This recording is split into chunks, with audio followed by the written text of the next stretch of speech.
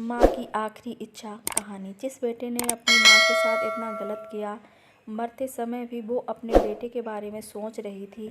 ये होती है माँ। आइए जानते हैं आगे की कहानी।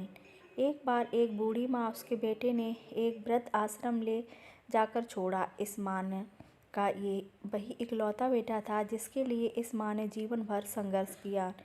इस बेटे के लिए वो सब कुछ किया जो एक माँ करना चाहिए या माँ कर सकती है, और आज भी बेटे को किसी भी तरह की परेशानी ना हो, इसीलिए आश्रम में रहने के लिए भी तैयार हो गई। वृद्धाश्रम में रह रही माँ हमेशा अपने बेटे को याद करती, मगर बेटा केवल साल में एक बार उसको मिलने जाता या फिर फ़ोन पर बात कर लेता। कई साल बीत गए। वृद्ध आश्रम से बेटे को एक दिन फ़ोन आया। उन्होंने कहा, बेटा जल्दी से आश्रम के आ जाओ, अपनी माँ से मिल लो, वो बहुत सीरियस है। बेटा जब अपनी माँ के पास पहुँचा तब वह अपनी आखिरी सांस गिन रही थी। बेटे अपनी माँ से उसकी आखिरी इच्छा पूछते हुए कहा, माँ मैं तुम्हारे लिए क्या कर सकता हूँ, बताओ। माँ ने कहा, बेटा इस आश्रम में गर्मी और मच्छर बहुत ज़्यादा हैं, यहाँ कुछ पंखे लगवा देना।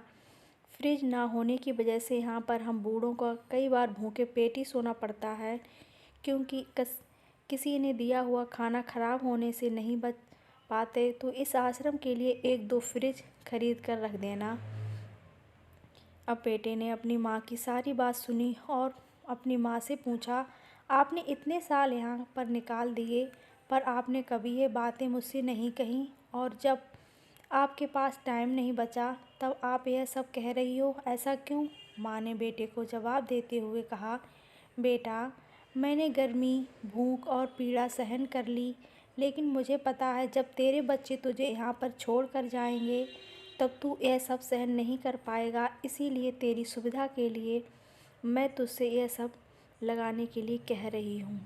दोस्तों, माँ की ये आखिरी लाइनें किसी भी बेटा या बेटी की आंखें खोलने के लिए सक्षम हैं।